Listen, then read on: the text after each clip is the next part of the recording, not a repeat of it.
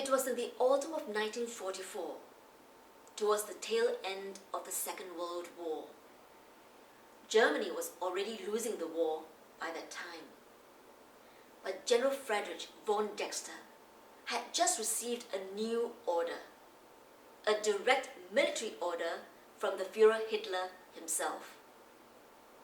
Dexter read the order quietly and handed it over to his wife to read. Both of them looked at each other knowingly.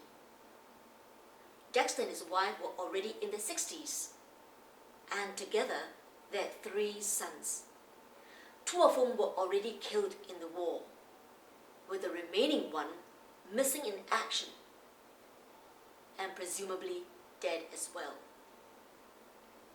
So it was just down to the 2 of them, the old couple. Dexter wanted to explain the order to his wife, and without a word, they took a walk out.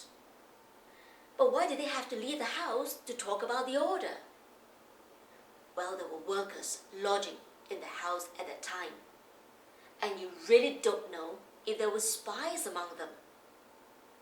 They were living in dangerous times. In the 10-minute walk, Dexter told his wife about his posting.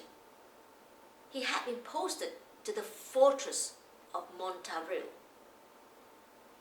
He described the special fortresses that Hitler designated at that time.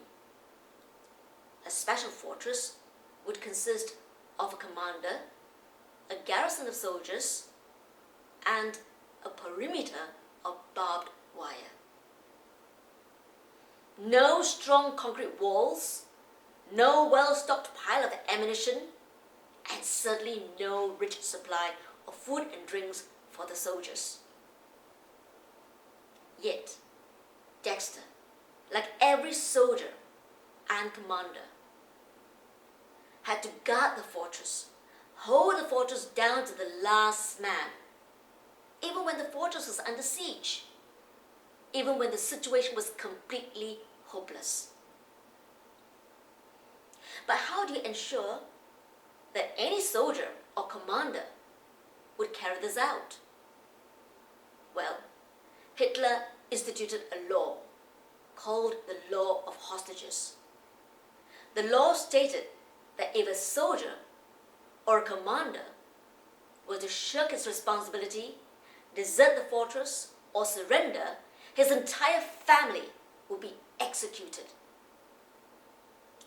With that explanation, Dexter left his wife of 40 years back at the house and headed for the fortress of Montavril.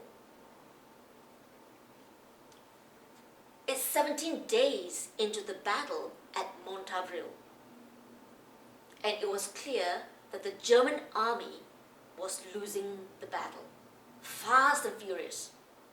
But the soldiers fought on, and Dexter fought alongside his men. But suddenly, a shot rang past his ear, and some shrapnel grazed his leg. Shucks! Dexter left word with his aide-de-camp to inform the colonel that he was making his way back to the headquarters. And painfully, Dexter hobbled towards the headquarters, which were just a makeshift tent. On his way back, Dexter had to be careful not to stumble over the dead bodies or the dead horses. A heavy stench of blood gripped the air, making it almost impossible to breathe. Dexter saw the senselessness of war and the many needless deaths. But his thoughts were soon interrupted by a voice coming from the Allied forces, loud and clear through the megaphone, urging the German soldiers to surrender. Dexter cupped his ears and hobbled quickly back to the headquarters. He could not bear to hear it. At the doorway of the headquarters, an SS soldier who was sent to spy on Dexter and to keep him on his toes. An SS soldier by the name of Gruppenführer Frey greeted Dexter.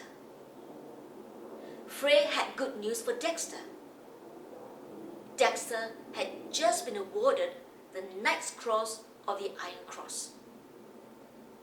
Imagine giving an award at a time like this. And of course, Dexter was not interested.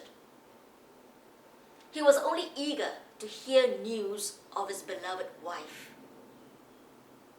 And yes, she did send a letter. Frey unwillingly and reluctantly and slowly handed the letter to Dexter. Dexter quickly grabbed it from his hand, went to his bed, and drew the screen behind him. He did not want to read the letter under the glare of Frey's sinister eyes. Dexter's wife told him that she had cancer, and by the time he read her letter, she would have passed on to the next world. Dexter's eyes were red and watery. She further explained why she could not tell him back in the house 17 days ago. Because she saw that he had already a very heavy burden to shoulder, and she just could not bring herself to tell him then. But now that the pain was unbearably excruciating, she decided to take a life and end it all. Dexter sat in his bed, paralyzed for a moment. He did not know what to think, but he knew what he could do.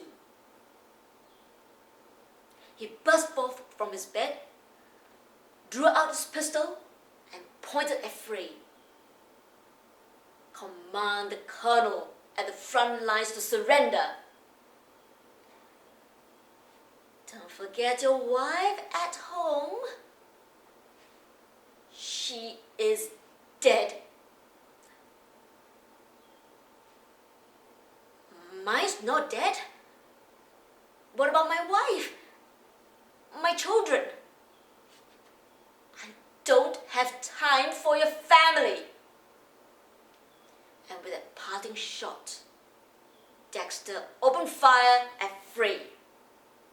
And on that day, 10,000 men walked out of the fortress of Montavril, alive and not dead, as captives and not corpses.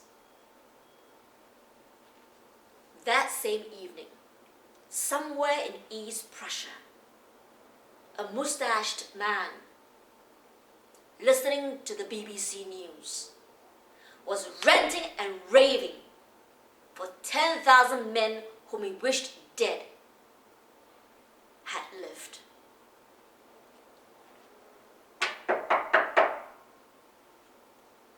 An old, elegant lady opened the door, and outside stood 4 smartly dressed officers in their uniform. She nodded her head, took a cloak, and left with them. There were no signs of cancer on her body, but her mind was full of thoughts for her beloved husband. You have just heard my version of the story written by C.S. Forrester, entitled The Hostage. Thank you for listening.